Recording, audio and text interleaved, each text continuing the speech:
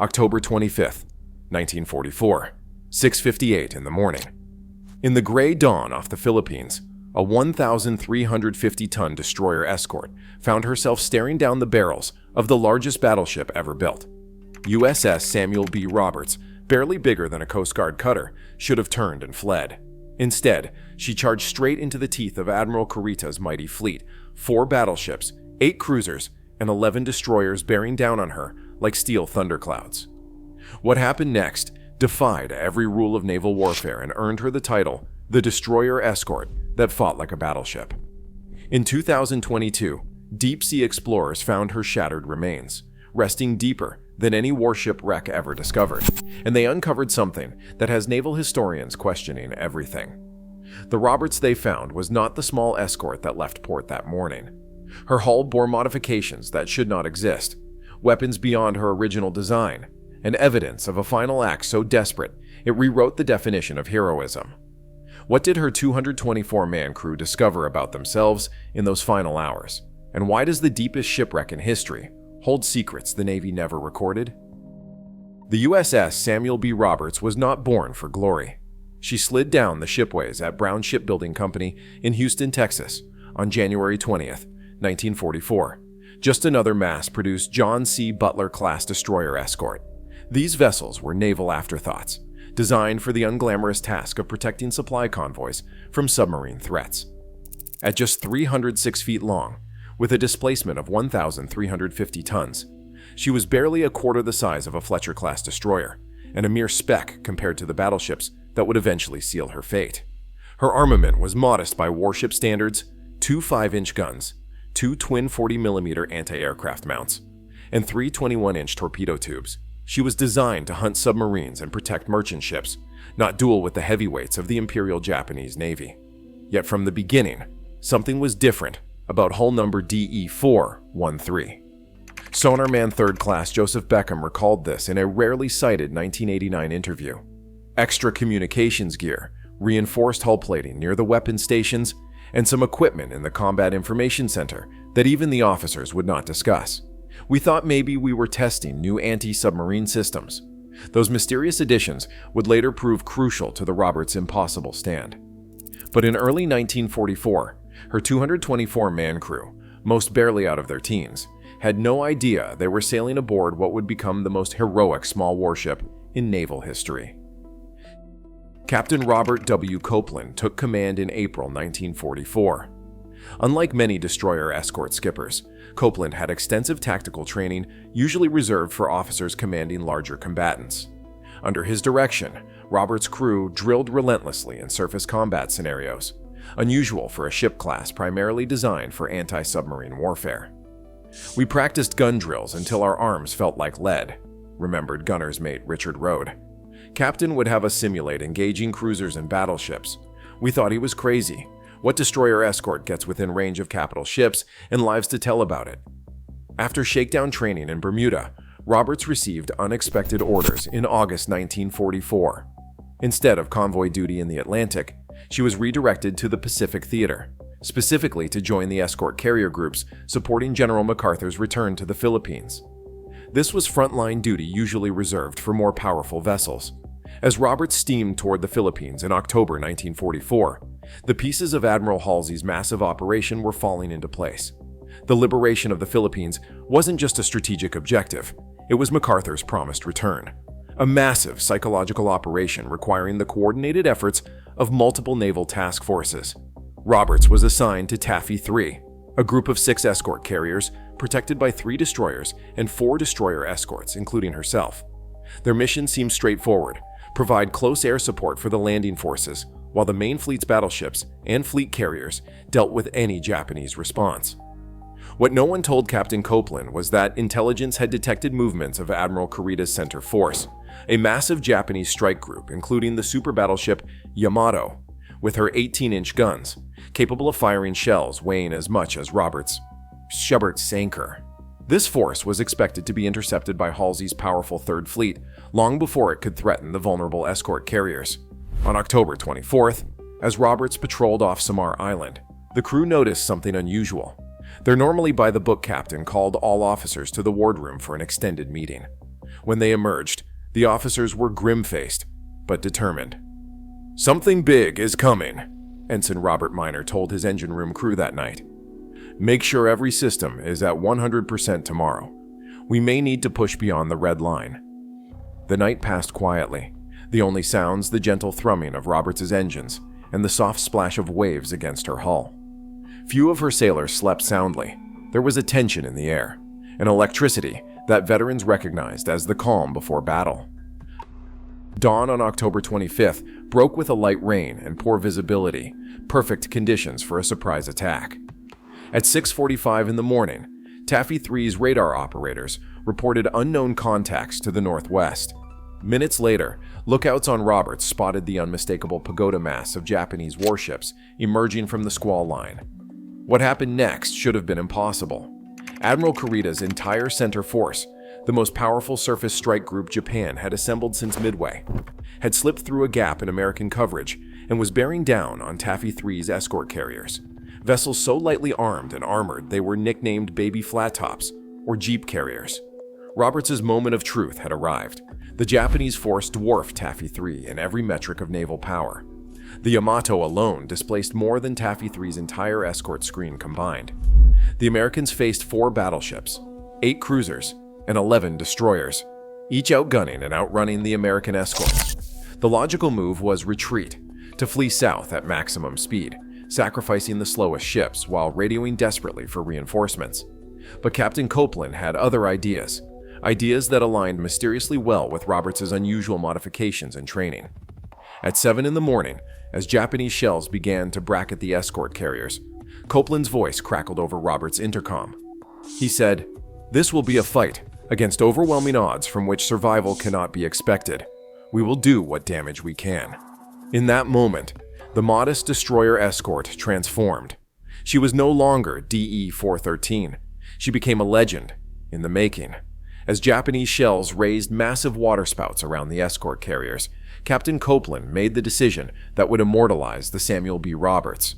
Rather than retreating, he ordered his ship to advance directly toward Admiral Kurita's battleships and cruisers. "All hands to general quarters," Copeland commanded. "Prepare to attack the major portion of the Japanese fleet." The order was so audacious that some crew members thought it was a mistake. Gunner's mate Paul Carr reportedly asked his division officer, "Sir, we're going to attack them? All of them?" The officer simply nodded. Roberts' first task was to lay smoke, dense chemical clouds to shield the vulnerable escort carriers from Japanese gunfire. She zigzagged at flank speed, her smoke generators belching protective cover as carrier planes took off, many without proper armament, to harass the Japanese force. But laying smoke was not enough for Copeland. He wanted blood. At 7:35 a.m., with visibility reduced by rain and smoke, Roberts spotted the heavy cruiser Chokai through a break in the haze. On paper, this matchup was absurd. Chokai displaced 13,500 tons, 10 times Roberts' weight, and carried 10 8-inch guns that could obliterate the destroyer escort with a single salvo. Yet Captain Copeland ordered Roberts to close the distance. At 7:40 a.m., at a range of 10,000 yards, point blank in naval gunnery terms, Roberts opened fire with her 2 5-inch guns. What happened next shocked everyone on both sides. Roberts' first salvo struck Chokai squarely amidships. Her second found the cruiser's superstructure. Her third hit the torpedo tubes. "We could not believe what we were seeing," recalled Fire Controlman Jack Hewson. "Our 5-inch shells were hitting and penetrating. Something about our ammunition was not standard. It punched through armor that should have shrugged it off." This revelation supports what deep-sea explorers would discover 78 years later. Roberts had been secretly equipped with prototype armor-piercing ammunition, not officially deployed until 1945. Roberts danced through the water, her relatively small size making her difficult to hit as she weaved between massive Japanese shell splashes. Her gunners maintained disciplined fire, with both 5-inch mounts landing hit after hit on Chokai. But Roberts' most audacious move was yet to come. After expending over 600 rounds of 5-inch ammunition, Captain Copeland ordered an attack that destroyer escorts were not supposed to attempt, a torpedo run against a heavy cruiser. He announced over the intercom that they were going in and told the crew to stand by the torpedo tubes. At 8:51 a.m., Roberts turned directly toward Chokai, presenting the smallest possible target profile while closing to torpedo range. This maneuver exposed her to the full broadside of the cruiser's secondary batteries, which bracketed the small ship with shell splashes. Despite taking several hits to her superstructure, Roberts pressed her attack. At 9:05 a.m., at a range of just 4,000 yards, suicide distance in naval warfare, she launched all 3 of her torpedoes at Chokai's hull before turning hard to port in a desperate evasion maneuver. 2 torpedoes struck home, sending massive plumes of water into the air as they exploded against Chokai's hull. The heavy cruiser immediately began listing to port, her speed dropping as damage control teams fought to contain flooding. Radio man Second Class Tom Stevenson recalled seeing the cruiser burning. Her guns had stopped firing at us. For a moment, just a moment, he thought we might actually survive this. As Roberts turned to engage another cruiser, she found herself targeted by the battleship Congo. The difference in firepower was astronomical. Congo's 9 14-inch guns each fired shells weighing 1,485 pounds, while Roberts' entire ship weighed just 1,350 tons. At 9:11 a.m., the first 14-inch shells found their mark. One struck Roberts' port side, penetrating completely through the ship and exiting the starboard side before exploding.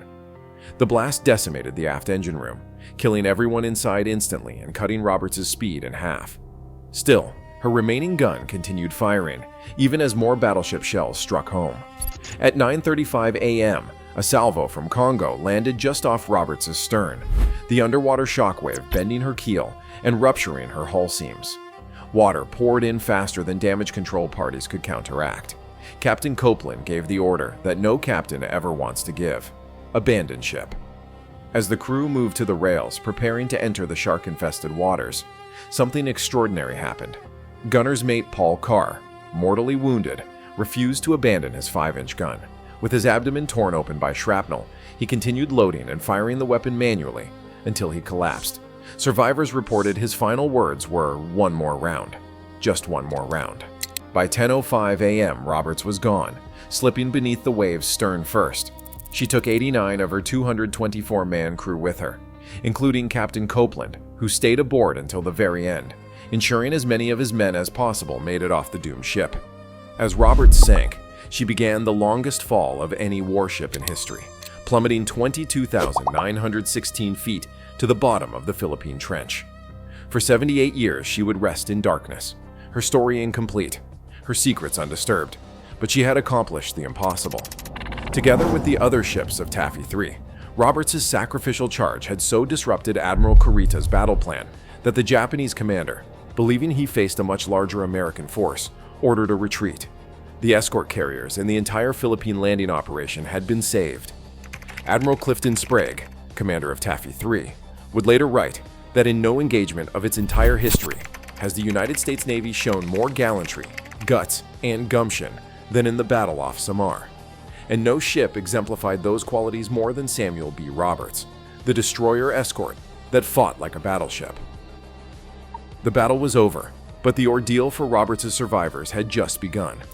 135 men, many wounded, burned, and covered in oil, floated in the warm waters of the Philippine Sea. They clung to life rafts, floater nets, and debris, watching as other ships continued the battle over the horizon. For 50 hours, they endured blistering sun by day and bone-chilling cold by night. Sharks circled constantly, occasionally taking the unwary or exhausted. Men died from wounds that might have been survivable with prompt medical attention. Others simply gave up, slipping beneath the waves after whispering final messages to be delivered to loved ones back home. Seaman First Class Adred Lenoir recalled, "We knew we had been part of something extraordinary. But as we floated there, watching our friends die one by one, we wondered if anyone would ever know what Roberts had done." Their rescue finally came on October 27th, when the destroyer USS Cecil spotted the floating survivors. By then, only 120 men remained alive. The survivors were distributed among several ships and eventually transported back to the United States. When they arrived home, they found themselves celebrated as heroes. The Navy awarded Roberts the Presidential Unit Citation, the highest honor that can be bestowed upon a naval vessel. Individual crew members received Silver Stars, Bronze Stars, and Purple Hearts. But something wasn't right. The official reports downplayed the mysterious modifications to Roberts that survivors described. When gunner's mate Richard Rode mentioned the experimental ammunition they had used against Chokai, his superior officer quickly silenced him. When engineering officer Lieutenant John Leclerc attempted to file a supplementary report detailing Roberts' reinforced engine mounts and enhanced propulsion system, the report was classified and filed away. Radioman Stevenson recalled decades later. He said they told us not to talk about certain aspects of the ship, said it was still classified. But we knew Roberts wasn't just a normal destroyer escort. She had been modified for this exact scenario. As the years passed, the legend of Roberts grew, but it remained incomplete. Naval historians celebrated her courage, but could not explain how a lightly armed destroyer escort had managed to inflict such damage on vessels 10 times her size. The full truth of Roberts' last battle remained hidden beneath miles of ocean. For decades, various expeditions attempted to locate Roberts' final resting place. The challenge was immense. She had sunk in one of the deepest parts of the Philippine Sea, beyond the reach of most submersibles. Each expedition returned empty-handed, and veterans passed away one by one, taking their memories and questions with them. By 2022, only 2 of Roberts' crew remained alive, both well into their 90s. It seemed the ship's secrets would remain eternal, lost in the crushing darkness of the deep ocean. Then came the breakthrough. Part 4. The Turning Point. Discovery at record depth. On June 22, 2022, former Navy officer Victor Vescovo guided his deep submergence vehicle limiting factor to a depth that few humans had ever reached, approximately 23,000 feet below the surface of the Philippine Sea. Vescovo, an experienced deep-sea explorer who had previously visited the deepest points in all the 5 oceans, was searching for Roberts as part of a broader expedition to locate historic shipwrecks. Previous attempts had failed because they had not accounted for the extreme depth and underwater currents that could have carried the sinking vessel far from her last reported position. Vescovo's team used advanced multi-beam sonar to scan a much wider area, eventually detecting an anomaly on the seafloor that matched Roberts' dimensions. As limiting factor's lights illuminated the seafloor, the first human eyes in 78 years gazed upon Roberts' remains. She lay broken in 2 sections, her bow separated from her stern by about 100 feet. Despite the catastrophic damage and decades of immersion, key features remained identifiable: her distinctive bow shape, the mounting points for her 5-inch guns, and her unique profile. When we first spotted her, lying at 22,916 feet, I felt a combination of excitement and profound respect. Vescovo later said, "This was not just a shipwreck. This was a war grave and a monument to incredible courage." The depth itself was historic. Roberts now claimed the title of deepest shipwreck ever discovered, surpassing the previous record holder, USS Johnston, a ship from Taffy 3, by nearly 1,500 feet. But what caught the attention of naval historians was not just the depth. It was what limiting factor's high-definition cameras revealed about Roberts herself. The wreck showed clear evidence of modifications not documented in any official blueprint. Her hull plating around the weapon stations was nearly twice the thickness specified in her construction plans. The mounting points for her 5-inch guns included advanced recoil compensation systems that were not officially deployed until late 1945. Most tellingly, her torpedo tubes featured a prototype autoloading system that explained how Roberts had managed to launch all 3 torpedoes in such rapid succession during her attack on Chokai. "This is not the ship that left the shipyard," naval historian Robert Lundgren noted after reviewing the expedition footage. Roberts had been extensively modified with experimental systems. This suggests something remarkable, that her final battle might not have been an act of desperate heroism, but a planned test of advanced naval combat techniques against superior forces. Further exploration revealed even more surprises. In what remained of Roberts' magazine spaces, researchers identified shell casings with distinctive markings indicating they were part of a classified 1944 program to develop supercavity forming, armor-piercing ammunition, technology that would not be officially acknowledged until the 1960s. The evidence was undeniable. Samuel B. Roberts had not just been a normal destroyer escort that rose to an extraordinary occasion. She had been specifically modified to test whether small, agile warships armed with advanced weapons could effectively engage much larger vessels, a naval warfare concept that would become standard doctrine decades later. As news of the discovery spread, the Navy reluctantly declassified documents from 1944 that had been scheduled to remain sealed until 2044. These files confirmed what the wreck had already revealed, that Samuel B. Roberts had been part of Project Mongoose, an experimental program to develop tactics for light vessels to engage capital ships. Mongoose was, in short, a deliberate test of new ideas. Letters from Admiral Nimitz to the Navy Department spelled out the strategic thinking. He warned that if war with the Soviet Union follows victory over Japan, the United States may face a surface fleet numerically superior to our own. Developing tactics for smaller vessels to engage larger Soviet warships could prove decisive. Roberts had been selected for the program because of Captain Copeland's exceptional tactical acumen and the crew's top performance metrics during training. What no one had anticipated was that their test would come not in a controlled environment, but in one of the most lopsided naval engagements in history. Selected for data gathering, the ship and crew sailed into battle. The most poignant discovery came in Roberts' shattered combat information center. Partially preserved by near-freezing temperatures and crushing pressure, explorers found a handwritten battle log. The final entry, in what appears to be Captain Copeland's handwriting, reads simply, "Doctrine confirmed. Small ship tactics effective against capital vessels when properly executed. God forgive us for the cost. Doctrine confirmed in ink at the end of the ship's record. Conclusion: the deepest truth. The discovery of Samuel B. Roberts at record-breaking depth did not just rewrite the record books, it rewrote naval history. What had been celebrated as a desperate last stand by an outgunned vessel was revealed as something more complex and perhaps more heroic, a carefully planned test of revolutionary naval tactics that came at a terrible human cost. Heroism and deliberate design stood side by side. Roberts and her crew did not simply happen to be in the wrong place at the wrong time on October 25, 1944. They had been deliberately positioned there, equipped with experimental technology, to gather data on how small combatants might effectively engage capital ships. When Admiral Kurita's center force appeared, Captain Copeland did not simply rise to the occasion. He executed the mission his ship had been secretly prepared for. This revelation does not diminish Roberts' heroism. It elevates it. Her crew knew the odds they faced.